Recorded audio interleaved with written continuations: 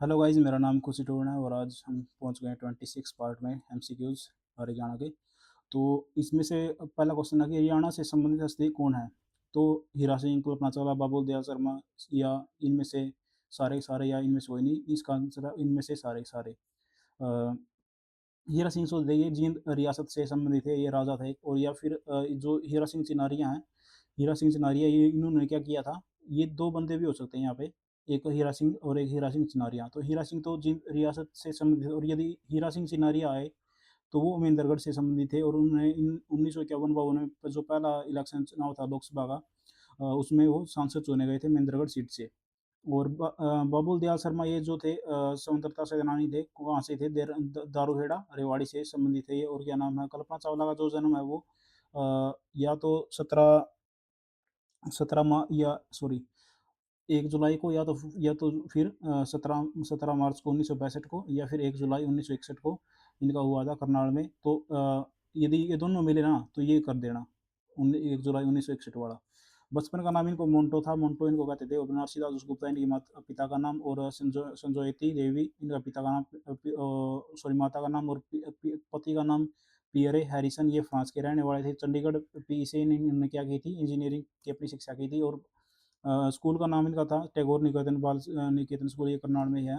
और तो इन्होंने मतलब कि 1994 में इनका चयन हो गया था नासा में। नासा में इन्होंने फिर 2 बार इन्होंने उड़ान भरी थी। क्या, एक बार तो कोलंबिया इनका वो था, क्या नाम इसका प्लेन था। और क्या नाम है, एक बार 1997 में भरी, फिर 2003 में भरी। 2003 में इन्होंने 16 जनवरी को उड़ान भरी थी, लेकिन 1 2 3 ये कोई ये पूरी हो गई थी परमात्मा को।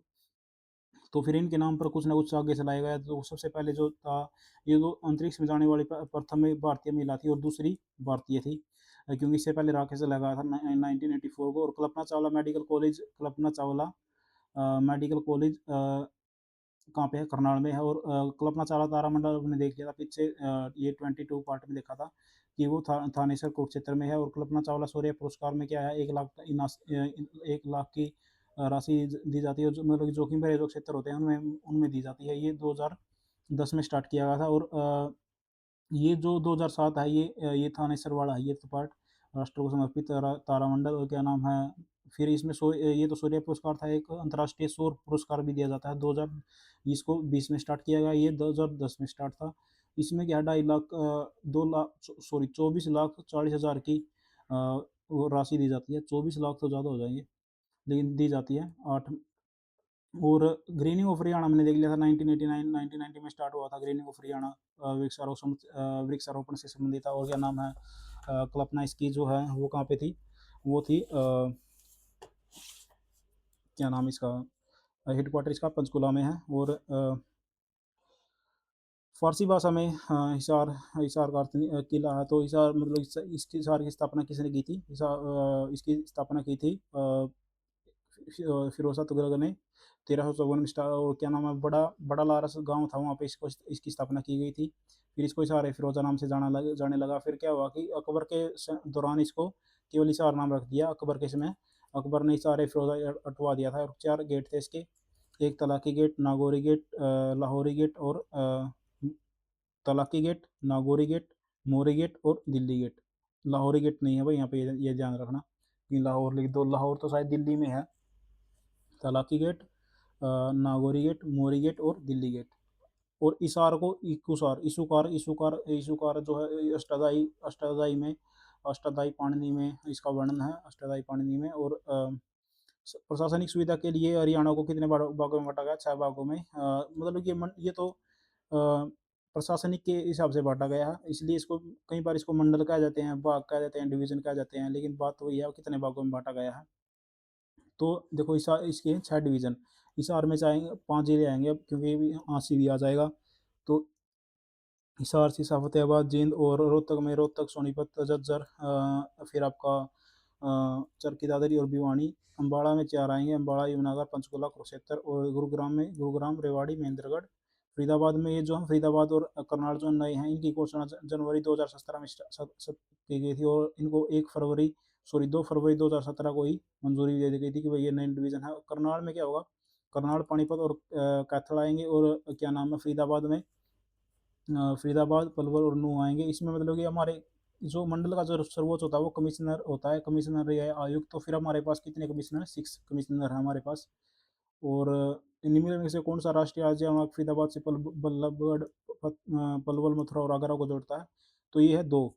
अब मतलब कि अब 2 है क्यों? बल्लभगढ़ यहाँ पे आ गया, बल्लभगढ़ फरीदाबाद के बाद, और क्या नाम है, फिर पलवल है, फिर होडल है, ये पहले था। अब तो नेशनल हाईवे 44 कर दिया, तो इसकी इतनी ज़रूरत नहीं है अब। हर्षवर्धन ने भारत में राजधानी कहाँ बनाई? ये बनाई थी देखो इसमें यहाँ पे कुछ नहीं है, ये इसका कोई भी आंसर नहीं आएगा। लेकिन इन्होंने मतलब कि हर्षवर्धन को शिलादित्य भी कहा जाता है। शिलादित्य की इन्होंने 1590 से 647 तक ये जिए थे, और 6 से 1647 तक इन्होंने शासनकाल किया था। और मतलब कि दूसरा चीन यात्री आया था हिमसांग। हिमसांग के माध्यम से इन्होंने मतलब कि कहाँ कितने 16 वर्ष रहा था ये, 15 वर्ष रहा था। 629 से 644 में। और क्या नाम है, वर्धन वंश का शुरुआत में जो ये भगवान शिव का वो थे, अनुयायी थे। फिर बौद्ध भिक्षु दिवाकर मित्र ने इसको हीनयान में बदल दिया। फिर क्या हुआ कि यहाँ पे क्या आ गया, ये हिमसांग आ गया, इसने इसको महायान में बदल दिया। और इस इन्होंने मतलब कि हर्षवर्धन ने 3 रचनाएँ लिखी थी, एक नागानंद, एक है रत्नावली और एक प्रियदर्शिका। नागानंद क्या है, एक मतलब कि जीमूतवाहन नामक राज्य की आत्महत्या का वर्णन इसमें किया गया है। और दरबारी कवि इनके 2 थे। एक बाणभट्ट ने हर्षचरित्र की थी, और कादम्बरी लिखी थी शायद बाणभट्ट ने, सॉरी हर्षचरित्र लिखी थी। और हर्षवर्धन का जो प्रथम जो पूर्वज था वो पुष्यवती था, और प्रभाकर वर्धन इनके पिता थे। इनकी माता जो थी वो यशोधरा यशोमती थी, और उनकी यशोमती की सती सती होने का प्रमाण भी था। और शिव की किसकी रचना है? ये है इसकी, हिमसांग की। तो निम्नलिखित में से किस नृत्य को हरियाणा का गिद्धा कहा जाता है? देखो झूमर कहा जाता है। झूमर कैसे? क्योंकि इसमें जो है माथे पर एक धारण किया जाने वाला एक वो है, नाम है झूमर। तो उसको पहन कर ये नाचा जाता है। देखो यहाँ पे दिखा रहा दिया धारण किया जाता है माथे पर झूमर। तो उसको झूमर पहन कर ये नाचा जाता है। और लूर जो होता है, लूर तो आपको पता ही है, 15 दिन पहले ये होली से किया जाता है। और क्या नाम है, होली का दहन तक होता है ये। और क्यों? क्योंकि भाई रबी की फसल हमारी फँस गई, फसल का जो है पक कर तैयार हो गई इसकी खुशी में। और रतवाड़ी जो है मेवात क्षेत्र में किया जाता है। अ, इसमें जो है लूर में क्या होता है, प्रश्न प्रश्न पूछे जाते हैं, प्रश्न उत्तर किए जाते हैं। और ये जो घूमर है, घूमर तो भाई राजस्थान में है, झूमर हमारे यहाँ पे है। हरियाणा में अपनी यूनियनिस्ट पार्टी को लोकप्रिय बनाने के लिए चौधरी छोटू राम ने एक जोरदार अभियान आरंभ किया। हरियाणा राज्य में इस पार्टी का नाम क्या था? जमींदारी लीग। इसी को जमींदार लीग बोलते हैं, और इसी को यूनियनिस्ट पार्टी बोलते हैं। हरियाणा राज्य में इसका नाम था जमींदारी लीग, और वैसे था यूनियनिस्ट पार्टी। 2-3 बंदे और लगाए थे उन्होंने, अ, जो मुसलमान थे। 1688 में बंगानी के युद्ध के बाद गुरु गोबिंद सिंह पांवटा साहिब से आनंदपुर जाते समय कहाँ ठहरे थे? ये गुरु नाडा सिंह कहाँ है? ये पंचकुला में है। ये पांवटा सिंह साहिब से आनंदपुर से जाते समय तो कहाँ पे ठहरेंगे वो? नाडा नाडा में ठहरेंगे। नाडा कहाँ पर है? ये है पंचकुला में है। और पंचकुला में है तो फिर क्या नाम है उसका? हाँ, एक नवीन पातशाही है कुरुक्षेत्र में। पातशाही को आप याद करना, पातशाही यानी बादशाही, बादशाही कुरुक्षेत्र में है। और कपालमोचन बिलासपुर यमुनानगर। बिलासपुर में कपालमोचन है। कपालमोचन यानी कि संकट मोचन, ऐसे ही कर लो, कपालमोचन बिलासपुर यमुनानगर। और डेरा साहिब का पता नहीं कहाँ पे है डेरा साहिब, और क्या नाम है जो, लेकिन जो बिलासपुर है वो शस्त्रघाट को यमुनानगर में है, जो इसको शस्त्रघाट भी कहते हैं। और पातशाही तो कुरुक्षेत्र में, और नाडा पंचकुला में आ गया। ये जो नाडा है, ये घग्गर नदी के किनारे पर है। और तोमर राजाओं के शासनकाल के दौरान हरियाणा में व्यवसाय कला एवं संस्कृति के बारे में, देखो व्यवसाय कला और संस्कृति के बारे में किसके द्वारा उल्लेख किया गया है? ये है इसका यह किसमें उल्लेख किया गया है? अ, यश तिलक चंपू में। यश तिलक चंपू में बदलोगी जो तोमर राजाओं के दौरान है, जो तोमर राजाओं के दौरान हमारी जो क्या नाम है, जो पुस्तक है वो कौन सी है? यश तिलक चंपू है। इसको याद कर लेना, क्योंकि इसमें ये हरियाणा के व्यापार के बारे में जानकारी देती है। और 1916 में रोहतक से चौधरी छोटू राम द्वारा निम्न में से कौन सी साप्ताहिक पत्रिका का प्रकाशन आरंभ किया? 1916 में जाट गजट वो किया गया था। और इसका प्रकाशन कब बंद हो गया था? 1980 में बंद हो गया था। और टेक्सटाइल और कॉरपेट के लिए हरियाणा का कौन सा शहर प्रसिद्ध है? पानीपत। पानीपत प्रसिद्ध है। और कांगड़ों के लिए भी प्रसिद्ध है। और क्या नाम है, नकली सूत के लिए भी प्रसिद्ध है, और कॉस्ट ऑफ कैपिटल के लिए भी प्रसिद्ध है। अ, कांबड़ों के लिए कॉस्ट ऑफ कैपिटल है, और नकली सूत के लिए भी। और हरियाणा पर्यावरण संरक्षण एवं शोध समिति का गठन कहाँ पे हुआ? चरखी दादरी में हुआ। हरियाणा पर्यावरण संरक्षण एवं शोध समिति का जो है वो गठन कहाँ पे हुआ था? ये चरखी दादरी में हुआ था। और निम्नलिखित में से कौन सा हरियाणा की महिलाओं द्वारा पारंपरिक रूप से गर्दन गले में पहने वाला जेवर है? वे है सारे के सारे। देखो हंसला है, हंसली तो आपने सुना होगा, हंसली। हंसली मतलब कि ये गले में होती है, और गुलबंद यानी कि गले में बंद। और मोहनवाला तो आपको पता है गले में डाली जाएगी। तो सारे के सारे गर्दन गले में पहने वाले हैं ये। वो क्या नाम है? हरियाणा राज्यसभा में सदस्यों के लिए कितनी 5 आएगा इसका आंसर। राज्यसभा में हमारी 5 सीटें हैं। और बेटी का सलाम राष्ट्र के नाम इसको ध्वजारोहण से संबंधित है, यानी कि ध्वजा को फहराएगी कौन? और बेटी फहराएगी। इसकी शुरुआत 4 अगस्त 2015 को स्टार्ट किया गया था ये। बेटी का नाम बेटी का सलाम राष्ट्र के नाम। और निम्नलिखित में से हरियाणा का राज्य पक्षी कौन सा है? काला तितर, ब्लैक फ्रैंकोलिन भी बोलते हैं इसको, फ्रैंकोलिन।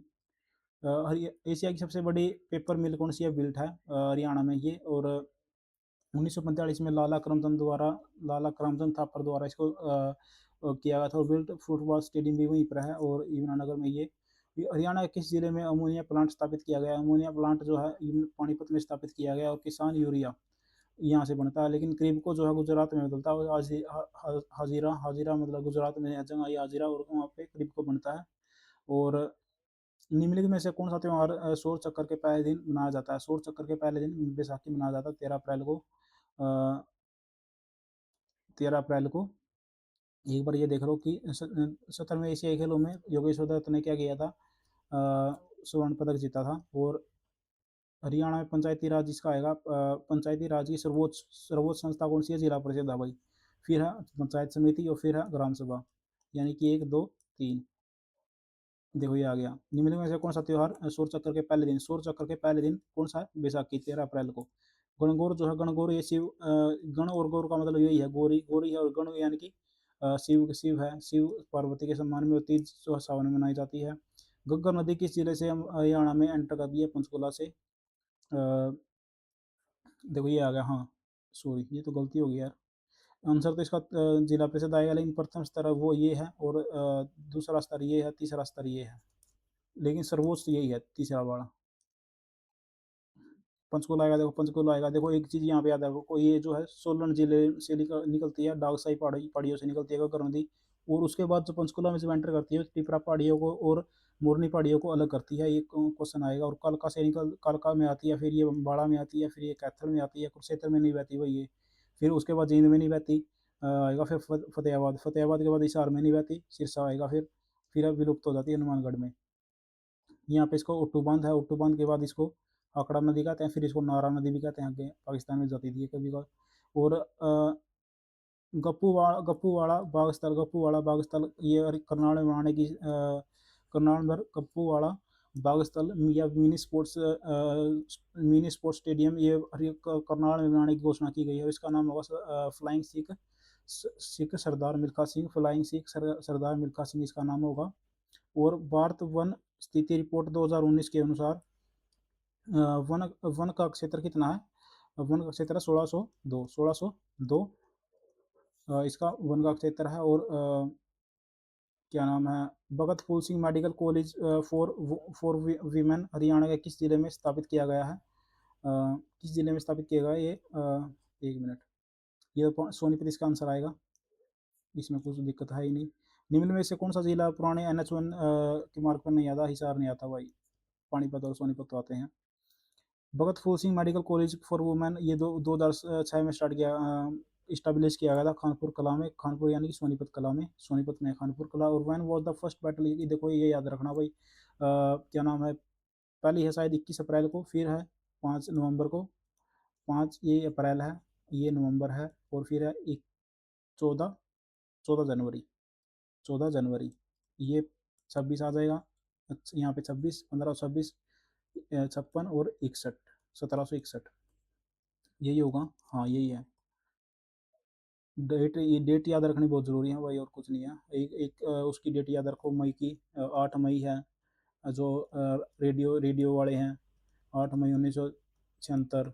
फिर 91 में, 8 मई के बाद वो था शायद एक, फिर 24 जनवरी है, सॉरी 26 जनवरी है 1990 वाले की तो।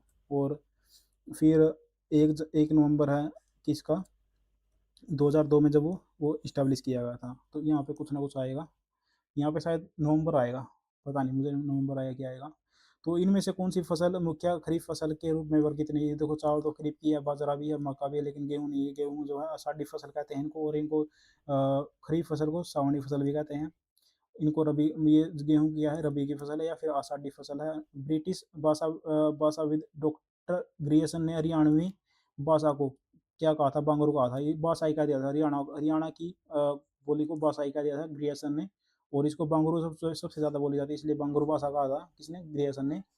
अ, ये फिर आ गया पहला, हरियाणा का पहला साहित्य संगम किस शहर में होता है भाई, पंचकुला में होता है, ये याद रखना है। और हमारे आपकी बेटी हमारी बेटी योजना 2015 में स्टार्ट हुई थी। और अब बेटे का सलाम राष्ट्र के नाम, ये भी 2015 में स्टार्ट हुई थी। टूटे सपने उपन्यास किसका है, ये सुभाष रस्तोगी का है। तो इसमें इतना कुछ खास नहीं है, ये 5 आएगा। देखो हरियाणा में राज्यसभा के सदस्यों को कितनी, 5 आएगा।